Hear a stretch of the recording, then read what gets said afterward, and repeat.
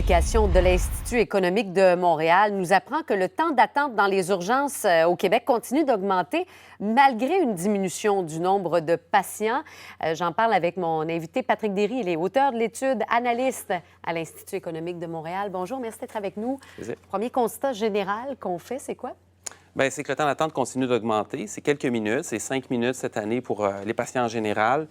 Ça s'ajoute à une dizaine de minutes l'année passée. Ce pas des augmentations qui sont énormes, mais ce qui est inquiétant, c'est des augmentations cette année qui surviennent alors que le nombre de visites à l'urgence diminue. Donc, on avait un peu les conditions gagnantes pour voir une amélioration et ça ne va pas dans le bon sens. Donc, c'est difficile d'imaginer des scénarios dans les conditions actuelles où ça va s'améliorer, surtout que la population vieillit puis le nombre de visites devrait augmenter. On va le voir sur le tableau. Vous avez constaté que le séjour, la durée de séjour à l'urgence a grimpé de 14 minutes pour les patients sourcilières. Qu'est-ce que ça veut dire?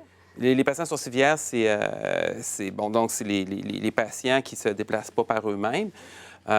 Donc, c'est une augmentation des rendus à environ 9 heures, quelque chose comme ça. Je n'ai pas les chiffres devant moi. Oui, exactement.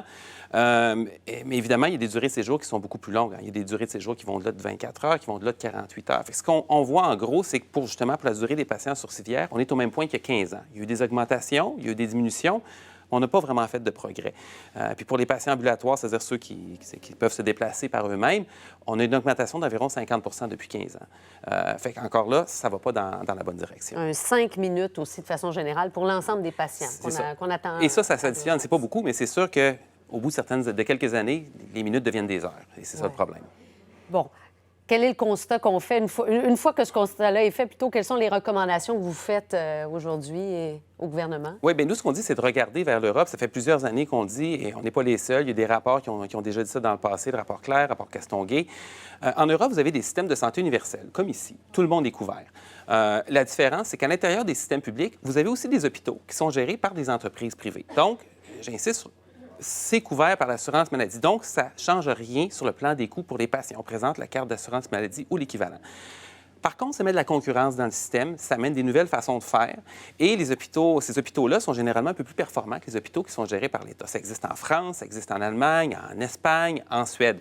Et ça produit des bons résultats et on n'a pas de temps d'attente qui ressemble à ce qu'on connaît ici. Et c'est pas surprenant non plus. Quand on regarde présentement, le gouvernement a mis des projets pilotes en place aux cliniques 10-30, entre autres, à Rockland, où c'est des cliniques privées où on fait des chirurgies, mais qui sont présentement financées par le gouvernement. Donc, vous et moi, on se fera opérer là-bas, ça ne nous coûte pas plus cher. Mais c'est des environnements, et les médecins qui travaillent là vont vous le dire, où les médecins sont beaucoup plus productifs, peuvent faire plus d'opérations dans une journée, la productivité augmente. Mais pourquoi on n'est pas capable de les faire dans le public? Parce qu'on n'est pas en mesure de fournir... Bien, des fois, c'est la façon dont c'est organisé. Par exemple, les médecins vont vous dire que dans les hôpitaux publics, parfois, la salle de préparation pour les opérations n'est même pas sur le même étage que la salle d'opération. Fait que, ce genre de choses-là ajoute des délais, tandis que dans les cliniques privées, c'est vraiment peut-être un petit peu mieux organisé aussi, puis il n'y a pas d'opérations qui sont annulées. Fait que tout ça, ça amène des gains de performance. Fait que ce qu'on dit, c'est cette idée-là, qui fonctionne bien, qui donne des résultats ici, ça serait le temps de l'amener dans le système hospitalier, comme on le fait partout en Europe, puis avec, j'insiste, une couverture universelle. Hein? Tout le monde est couvert. Oui. Sentez-vous une ouverture du gouvernement? Bien, écoutez, je ne sais pas. Là, nous, on fait des constats puis on fait des recommandations, puis on les fait depuis longtemps. La bonne nouvelle, c'est que les projets pilotes qui ont été mis en place par l'ancien gouvernement, ils ont été reportés présentement, ils ont été poursuivis. Donc, et on voit que ça donne des résultats. On sait qu'il y a des gains de productivité. Ça serait une bonne chose de l'étendre aussi aux hôpitaux. En tout cas, je me mets à la place des gens qui nous regardent ce matin. C'est toujours décourageant. Hein? Je pense, comme vous dites, qu'on soit de retour à la case départ où il y a 15 ans. Oui, bien c'est pour ça qu'il faut regarder ce qui fonctionne ailleurs. Merci beaucoup, Patrick Derry, d'être venu nous en parler.